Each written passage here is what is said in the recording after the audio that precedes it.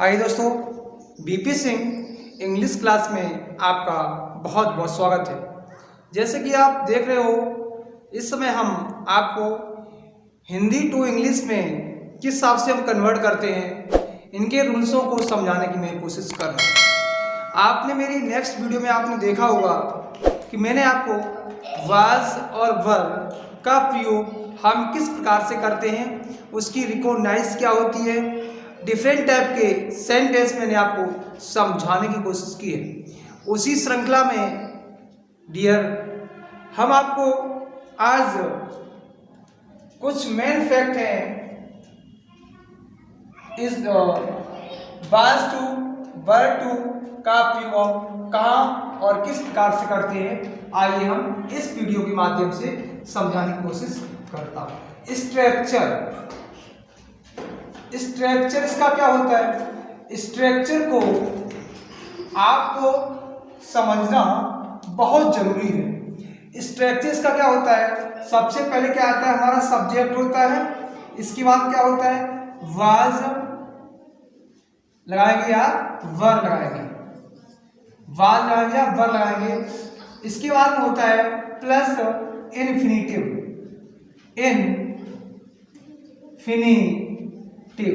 ठीक है।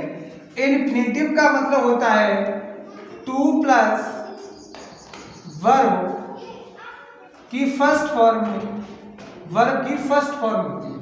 जहां पर भी मेरे भाई इन्फिनिटिव लिखा हो, ध्यान रखिएगा, इन्फिनिटिव सदैव नाउन का एक्शन करता है, नाउन का कार्य करता है। ये सेंटेंस होते किस प्रकार से है? रिकॉग्नाइज, इसकी एक बार देख लीजिएगा। रिकॉग्नाइज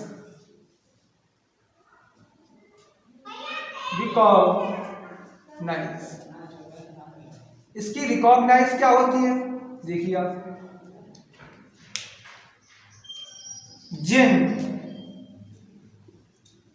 हिंदी वाक्यों के अंत में, वाक्यों के अंत में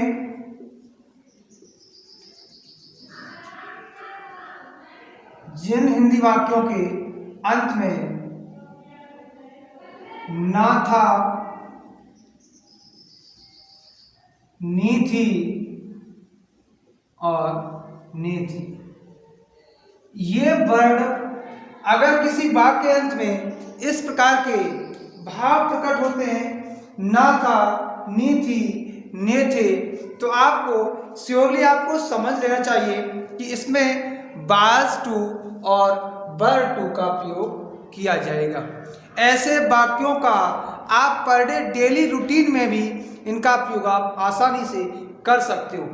प्यारे दोस्तों, ये बहुत मेन फैक्ट है, मोस्ट इंपॉर्टेंट फैक्ट जो आपके सामने मैं प्रस्तुत कर रहा हूँ। जैसे मैं आपको एग्जाम्पल के तौर पे समझाने की कोशिश कर रहा हूँ। एग्जाम्पल देखिए आप, फॉर एग्जाम्पल, ठीक है। फॉर एग्जाम्पल के तौर पर लिया, ये सेंटेंस होते कैसे हैं? जैसे मैं कहूं उसे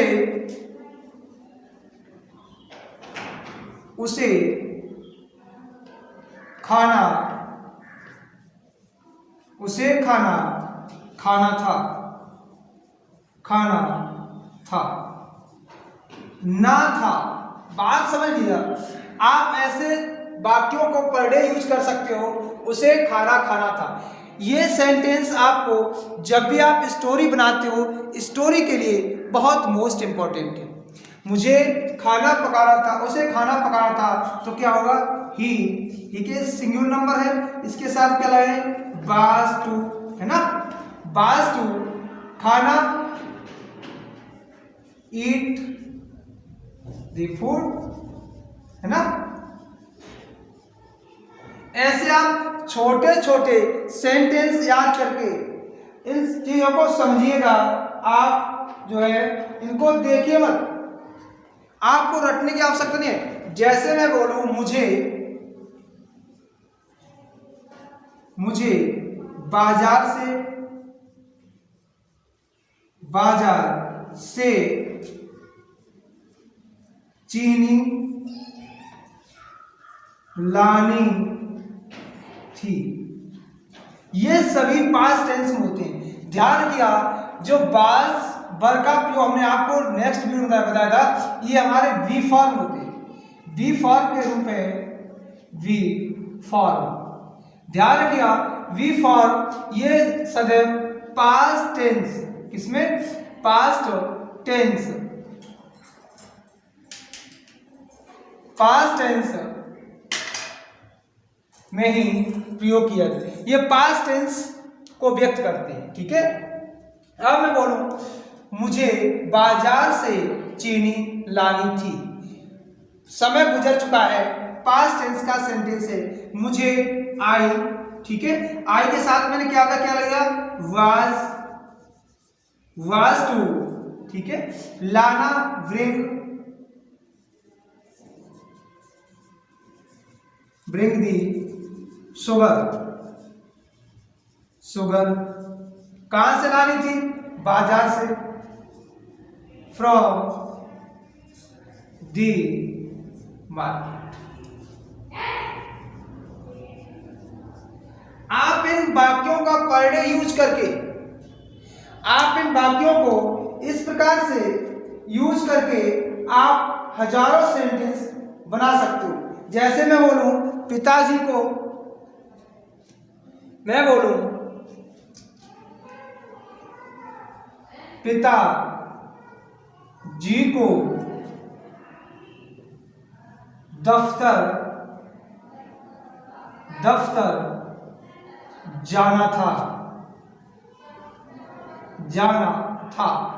ठीक है, पिताजी को दफ्तर जाना था। देखिए इसमें अंत में क्या है? ना था, है ना। पिताजी, दी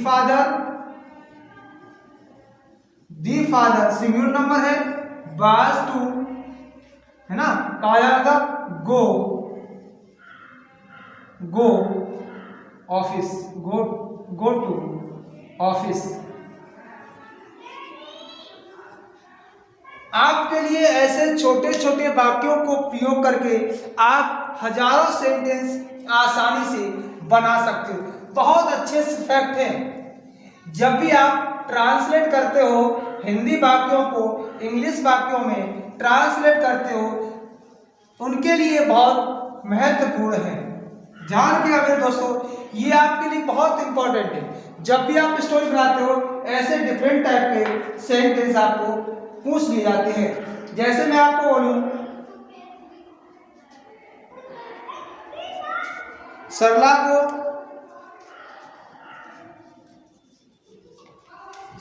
को कपड़े साफ करना था। सरला को कपड़े साफ करना था, ना था, है ना। सरला है ना, सरला सिंगुलर नंबर क्या लगेगा? वाज टू, साफ करना क्या होती है? Was the clothes. आप आराम से हजारों सेंटेंस इनका प्रयोग करके बना सकते हो। नेक्स्ट जैसे मैं बोलूं, लड़कों को कल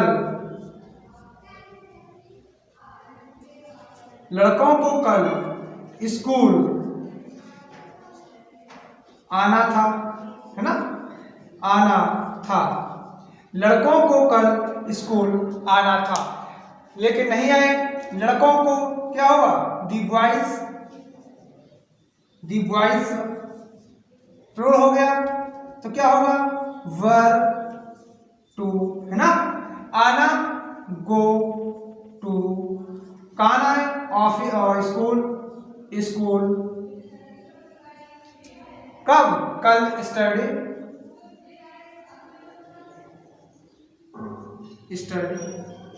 अच्छा, इसके बाद आप जैसे कोई निगेटिव सेंटेंस दिया गया है, निगेटिव सेंटेंस जैसे कोई दिया जाता है उसको हम किस प्रकार से बनाते हैं, इसको तो आपने देख लिया, असर्टिव सेंटेंस चाहिए, ठीक है।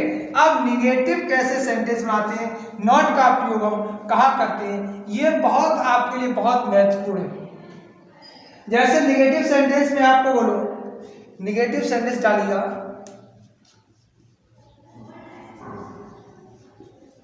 निगेटिव सेंटेंस जी आपके लिए बहुत जरूरी है। यही आप गलतियां कर बैठते हो ना। निगेटिव सेंटेंस क्या होते हैं, जैसे मैं बोलूं अध्यापक को पाठ नहीं पढ़ाना था, अध्यापक को पाठ नहीं पढ़ाना था, ठीक है। अब इसमें नहीं वर्ड आ गया, अगर नहीं होगा तो कैसा हो जाएगा, असर्टिव सेंटेंस हो जाएगा। ये हमारा कैसा हो गया, निगेटिव सेंटेंस हो गया।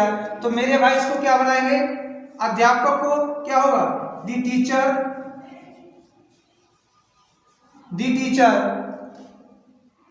अध्यापक को नहीं, अध्यापक है ना, अध्यापक को teacher, the teacher was to not, ऐसे होगा ना। अगर ऐसा करोगे तो मेरे भाई ये हमारा यहाँ से गलत हो जाएगा, ध्यान रखिएगा। ये बहुत थोड़े समझने वाली बात रूल्स हैं जिनको आपको गौर से समझना पड़ेगा। क्या होगा, वाज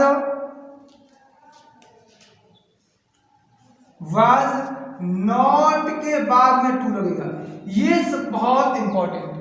नॉट के बाद में टू लगेगा, फिर क्या होगा, टीच द लेसन,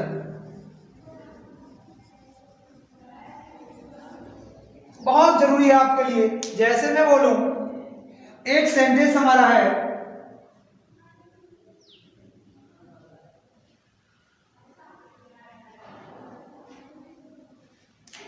हम सभी को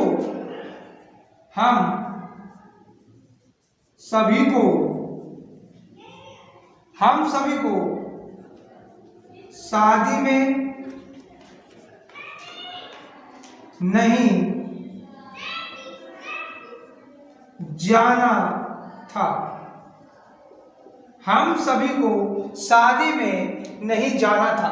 तो क्या होगा, हम सभी, बी आर, अरे सभी है सॉरी, बी आर है ना, सभी क्या होगा, वर। अब नॉट इसके बाद टू लाओगे ना, नॉट के बाद क्या लाए, to, not to go to the marriage,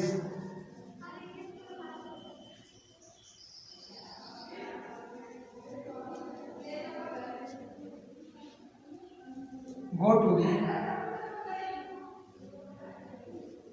marriage ना। इस प्रकार से आप कई सेंटेंस आप आसानी से बना सकते हो। बहुत इंपॉर्टेंट फैक्ट है, ध्यान रखिए दोस्तों, ये जब भी आप ट्रांसलेट करते हो आपके लिए बहुत मोस्ट इंपॉर्टेंट है। ऐसे फैक्ट इसलिए मैंने आपको बेस मजबूत करने के लिए ये फैक्ट मैं आपके सामने प्रस्तुत कर रहा हूं। ध्यान रखिएगा, जहां से हिंदी से इंग्लिश का ओरिजिन होता है, जहां से उसकी उत्पत्ति होती है, वहां से मैं आपको लेके चल रहा हूं। इसके बाद में कोई भी मैं आपको ऐसा कोई पार्ट नहीं छोड़ूंगा जो मैं आपको डीपली से ना समझाऊं। तो इसी प्रकार की वीडियो देखने के लिए हमारे चैनल को लाइक करें, सब्सक्राइब करें और कमेंट करें और लाइक करें, कमेंट अवश्य किया करें। थैंक यू दोस्तों, ऑलवेज बी हैप्पी, खुश रहिए, एंजॉय करते रहिएगा और हमेशा इसी प्रकार की वीडियो देखते रहिए। थैंक यू दोस्तों, ऑलवेज बी हैप्पी।